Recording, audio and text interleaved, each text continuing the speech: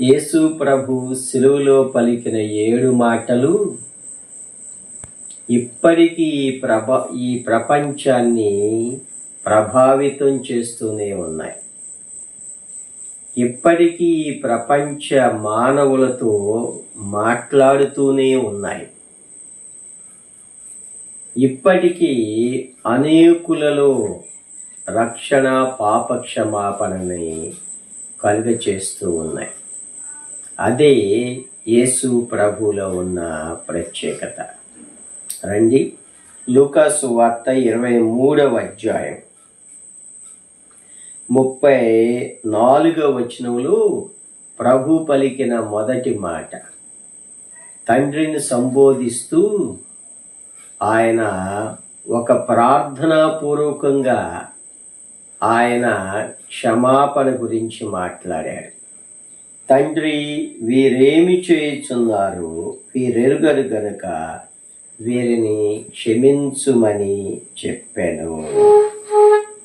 ప్రభు తండ్రికి మన పాపముల గురించి క్షమించమని ఆయన ప్రార్థన చేస్తూ ఉన్నారు. ఇది మొదటి మాట, క్షమాపణ గురించిన మాట. యేసు ప్రభు ఈ లోకానికి వచ్చింది మానవుల కోసం ప్రాయశ్చిత్త బలియాగముగా సిలువలో తన ప్రాణాన్ని అర్పించి మన పాపముల నుండి మనకు విడుదల, క్షమాపణ కలుగ చేసిన ఏకైక దేవుడు. పరిశుద్ధ రక్తాన్ని కార్చి క్రయధనమని చెల్లించిన వాడు యేసు ప్రభు అక్కడే. అంతేకాదు, ఆయన రక్తము వలన మనకి క్షమాపణ. ఎఫెసీ పత్రిక 1వ అధ్యాయం 7వ వచనంలో ఆ ప్రియుని యందు ఆయన రక్తం వలన మనకు క్షమాపణ. ప్రభు రక్తం ద్వారానే క్షమాపణ. మరి ఈ క్షమాపణ మనకి కలిగినదా? ప్రభు ద్వారా నీవు క్షమించబడినావా? నీ పాపముల నుంచి నీవు క్షమించబడితే అది నీ జీవితానికి గొప్ప రక్షణ కలుగచేస్తుంది. ఒకవేళ నీ పాపములు నీ మీదే నిలిచున్నాయి అనుకో, అది నీకు ఆశీర్వాదం కాదు, రక్షించబడినట్టు కాదు. జీవితములో ఇంకా నీవు ప్రభువుకు దూరముగా ఉన్నట్లు. కనుక ప్రభు ఇంకా మనల్ని ఆయన ప్రార్థించి కోరేది ఏంటంటే, ప్రభువులో ఆయన రక్తము ద్వారా క్షమాపణ పొందుకోవాలి, పాప క్షమాపణ. యేసు ప్రభు ఆయన దయాళుడు, క్షమించుటకు సిద్ధమైన మనసు కలిగిన వాడు. ఆయన యొద్దే కృప, సంపూర్ణ క్షమాపణ దొరుకుద్ది. ఇంకా ఎక్కడ నీకు దొరకదు. కనుక మొట్టమొదటి అనుభవం ఏమిటి అంటే, ప్రభు యొక్క పరిశుద్ధ రక్తము ద్వారా నువ్వు క్షమించబడాలి. ఇక రెండవ అనుభవం ఏమిటంటే, మత్తయి సువార్త కొండ మీద ప్రసంగంలో ప్రభు మనకి చెప్పాడు. 6వ అధ్యాయంలో ఏమని చెప్తున్నాడు? దేవుని బిడ్డలుగా మనం కూడా ఏం చేయాలి? క్షమించాలి. 14వ వచనం చూడండి, 6:14 మత్తయి సువార్త. మనుషుల అపరాధములు మీరు క్షమించిన ఎడల మీ పరలోకపు తండ్రియు మీ అపరాధములను క్షమించును. గమనించారా? మనలో ఆ క్షమాగుణం దేవుని బిడ్డలుగా మనం పాటించాలి, చూపించాలి. మన ఇంట్లో, మన సమాజంలో, మన తోటి వారితో మన క్షమాగుణాన్ని అలవాటు చేసుకోవాలి. ఇది ప్రభు బిడ్డలుగా మనం దేవుని యొక్క ప్రేమతో అలవర్చుకునే ఒక గొప్ప లక్షణం. అక్కడే చెప్పాడు ఒక హెచ్చరిక, మీరు మనుషుల అపరాధములను క్షమింపకపోయిన ఎడల మనుషుల అపరాధాలను క్షమించలేదనుకో, ఏమవుద్ది? మీ తండ్రియు మీ అపరాధములను క్షమించడు. హెచ్చరిక ఇది. ప్రభువే మన అపరాధాలని, మన పాపాలని, మన తప్పిదాలని, మన ఘోర పాపాలని ఆయన క్షమించాడు. ఎంత ఘోర పాపినైనా ఆయన క్షమించాడు. మరి మనం కూడా ఏం చేయాలి?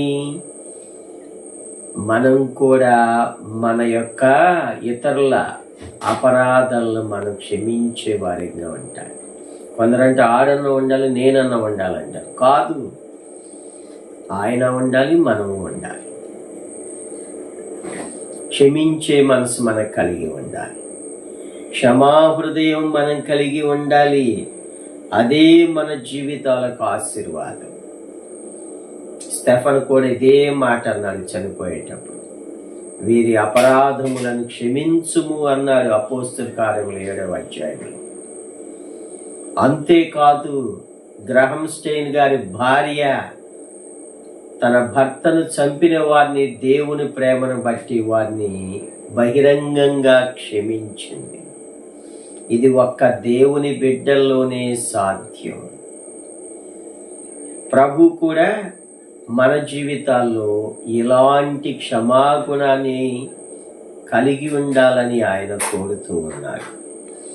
ఎవరైతే క్షమాగుణాన్ని కలిగి ఉంటారో వారే ఆశీర్వదింపబడిన వారు.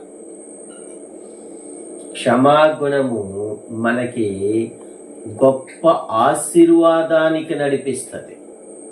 ఎలాగో తెలుసా? యేసుకు ఏం చేశాడు? ఆయన గవర్నర్ అయిన తర్వాత మొట్టమొదటిగా పొతీఫర్ని మీద కక్ష తీర్చుకోవాలి, క్షమించాడు. పొతీఫర్ భార్య మీద కక్ష తీర్చుకోవాలి, క్షమించాడు. అన్నలు వచ్చారు దగ్గరికి, వారిని క్షమించాడు. అందుకే అంత గొప్ప ఆశీర్వాదాన్ని పొందుకున్నారు. కనుక ప్రియమైన వారులారా, తండ్రి వీరేమి చేయుచున్నారో వీరెరుగరు కనుక వీరిని క్షమించుము అన్నారు ప్రభు. ప్రభు యొక్క క్షమాగుణం మనం అలవాటు చేసుకోవాలి.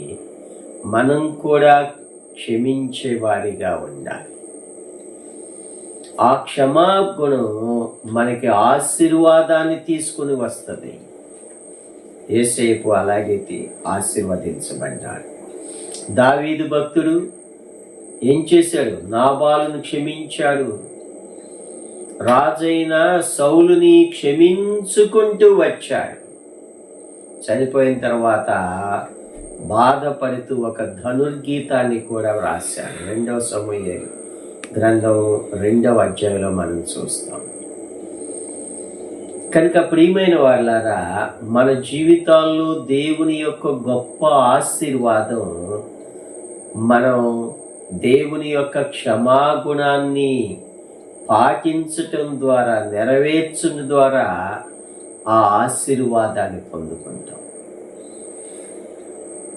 యేసు ప్రభు యొక్క మొదటి మాట క్షమాగుణం. మనం క్షమించబడాలి, మనం ఇతరులను క్షమించాలి, మనం ప్రభు యొక్క ఆశీర్వాదాన్ని మనం పొందుకోవాలి.